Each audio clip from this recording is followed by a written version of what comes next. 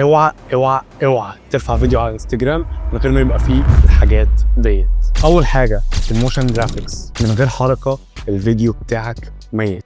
العين بتزهق والعقل بيفصل والالجوريزم 100% هيتفنن. تاني حاجه هوك قاتل في اول 3 ثواني، اكيد مش هتبقى مقدمه، يا تشد العين من اول ثانيه يا اما المشاهد هيعمل سكرول داون على طول. تالت حاجه وهي الساوند ديزاين، المزيكا لوحدها ممكن تمشي لكن الساوند ديزاين هو اللي بيحيي الفيديو. رابع حاجه وهي كسر النمط، لو الكادر الثابت والصوت واحد والايقاع نايم المخ بينام. غير اللقطه او اقطع فجاه او اعمل مشهد موشن جرافيكس دوت اللي بيفرق بجد. اخر حاجه وهي اخطر حاجه المشاعر، الفيديو لازم يبقى فيه احساس، سواء صدمه، فضول، ضحك او حتى غيظ. اسمعها مني، مفيش مشاعر مفيش مشاهده مفيش وصول. قبل ما تنشر فيديو راجع الحاجات دي، ولو مفروش ما تنزلوش الا في حاله لو انت محتاج الفيديو يكون عفوي. لو عايز فيديوهات تتشاف بمونتاج جامد ابعت لي DM ويلا نشتغل سوا، عشان